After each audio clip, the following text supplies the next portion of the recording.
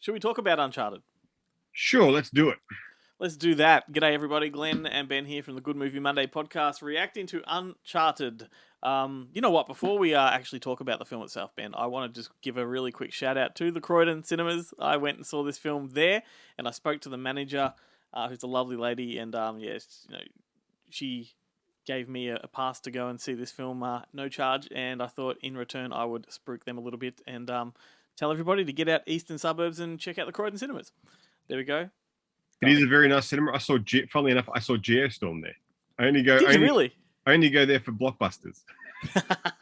I love it. I love they've got 4 cinemas and 2 of them are those sort of micro kind of cinemas, and I love those ones. Jared and I went and saw Purple Rain in Cinema 4, which is the tiniest one, and it was just the best. So get out there. They've got 2 big cinemas, 2 small ones. But needless to say, we didn't see this movie together. No. I ditched you for another man. Who did you take, or do you not want to say on camera? No, I took a good friend of mine, Mr. Larry Boxall. Excellent. He was not as impressed. I will say he was not as impressed because it was packed. Yeah, Melbourne Central was packed, but the amount of people coughing and sneezing, it was like COVID-19 did not exist inside that cinema because 0 fucks were given by the PlayStation crowd. Well, I saw an early morning screening, and there was 3 of us in the cinema, so we were socially distanced. Like, it's not like it was a jerk that just sat next to me. Is this seat taken? Yeah. Hang on. Go for it, Well, let's talk about the movie. I was thoroughly underwhelmed by it. What about you?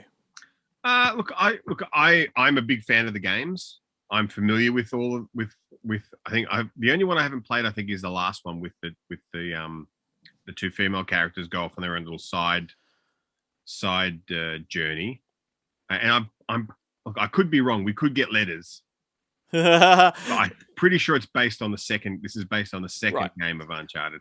And I'm glad you're a fan, though, because I don't play games and I don't know the connection. I do know the game itself, from seeing a poster and whatnot and knowing about it. But I kind of like going into this one without any preconceived notion. Yeah, look, I have to say it did a better job. Like, they always do try and tie in certain aspects of gameplay into the movie.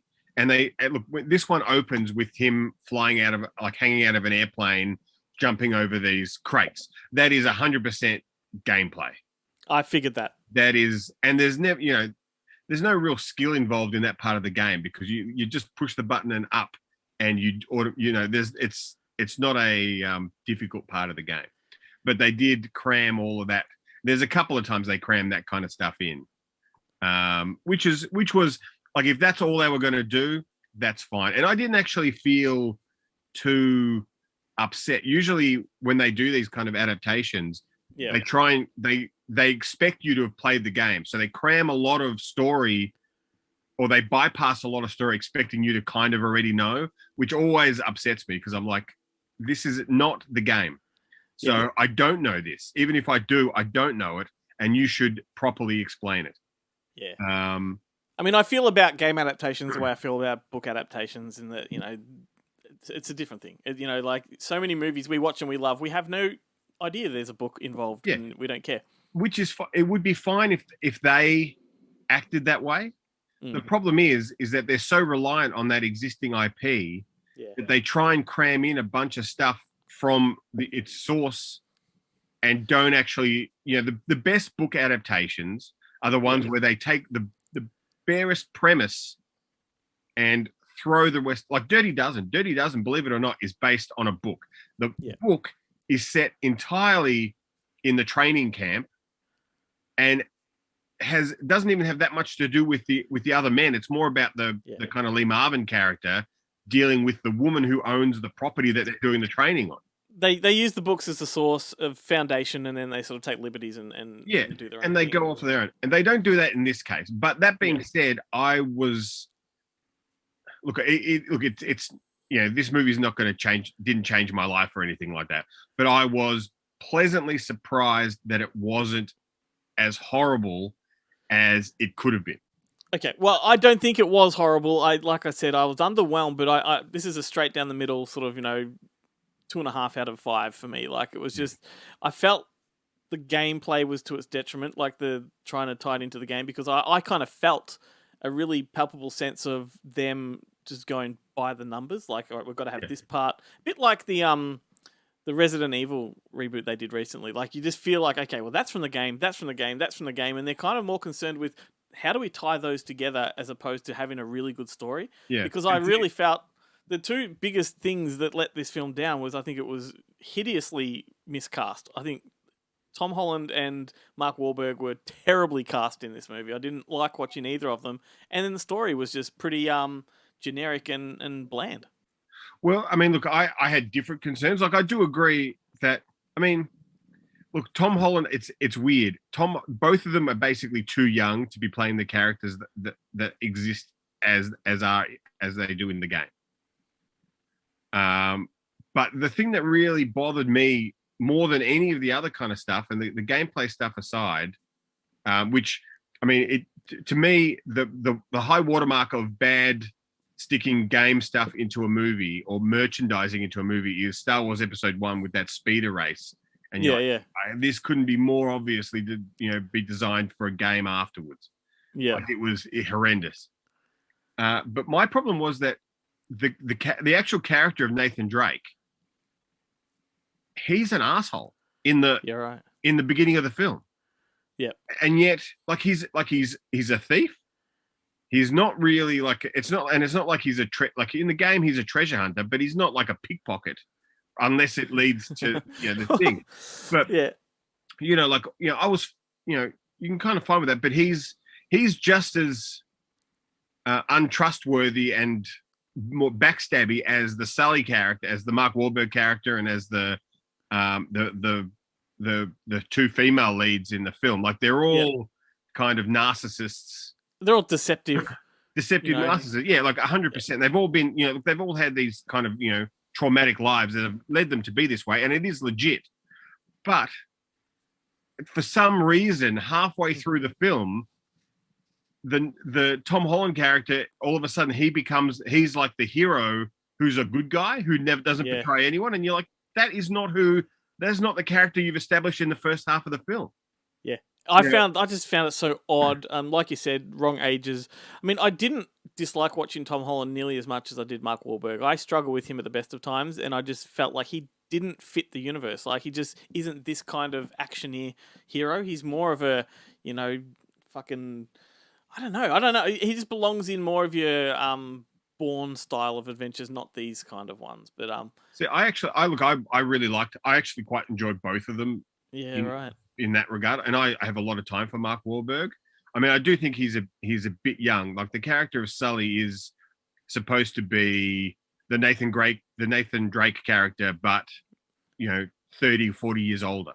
Yeah. And Mark Wahlberg looks like he's 10, 20 years older, kind of. Like he's not quite old enough to play the father figure. He's more of a contemporary almost of Tom Holland. We won't go into any plot spoilers or anything like that, but I found Antonio Banderas was a useless character. Like that was just, just a trope, and I didn't find it served the story well at all. And also, now that you mentioned them being thieves, are we going to, how do you address the situation of them being pickpockets that are like magicians? Like, there is no, physics is defied here. Like, every pickpocket move they do, it's like there's no fucking logical, physical way that fucking pickpocket could have done that. I didn't get that. I mean the bracelet, and then the bracelet stuff was all legit. The stuff where she steals the cross from them, that was all unbelievable. That was all. Well, I need to go back and watch it. This is not a spoiler because it's in the very first few scenes. But when Mark Wahlberg flips the switch in the bar, so they don't even come close to making contact. That's the thing. No, they do. They do. He goes up to the table, and Mark Wahlberg does a thing, and he comes over, and you see Mark Wahlberg, his hand go into his pocket. You actually see the whole thing. So that part was completely fine. It's just later when when the female character, whose name I just can't remember. I'm sure she's Australian because of the accent. Yeah, it was weird. But I couldn't tell if it was dropping in and out. But I can't remember what her. I can't honestly. That's okay. What her name is. But when she steals the stuff from them, when she first meets them, that part I was like, how did you unzip a bag and take it out? Like it's. Oh yeah, that was a pocket doozy. thing. That was a doozy because I remember thinking like the Mark Wahlberg one I had an issue with. I thought, what the fuck? And I'm like, okay, I'll go along with this. But then when she did that, I'm like, no fucking way. Yeah. Like this is Penn and Teller shit here, you know. But look, they could have just stood on opposite ends of the room, going, "I'm just taking it from you. I'm just taking it back. I'm just taking it from you. No. I'm just taking it back." Well, and neither of them moved. I'm going to have to watch that earlier scene again because I didn't pick up on that. I must have just been like unwrapping my cherry ripe at that moment in time or something. I like that scene. I'm like, it was definitely because I picked it straight away. I was like, "Oh, he's stolen the bracelet back."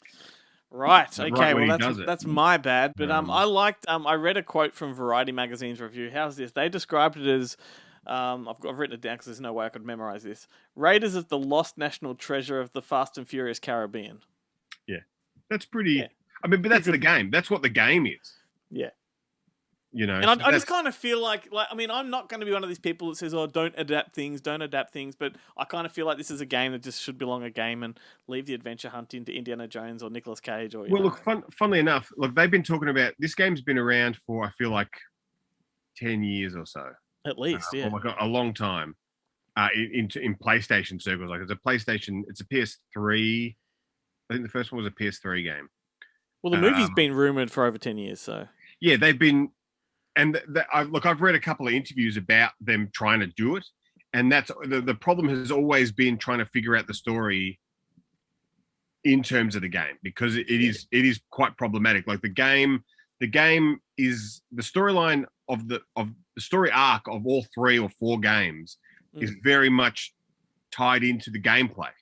So taking the gameplay out, having that story connect is very difficult because at the end of the day, it's probably a short. Yeah, but if you watch like the Nathan Fillion, and I think it's on YouTube. Nathan Fillion shot a proof of concept because he was a big fan of the game. Yep. With him as Nathan Drake. Now, unfortunately, he's probably a bit too old, and I don't want to be that guy, but he's probably a good 10 kilos overweight to be playing that role now. Yeah. Though he probably would have been a better Sully than Mark Wahlberg, funnily enough. Yeah.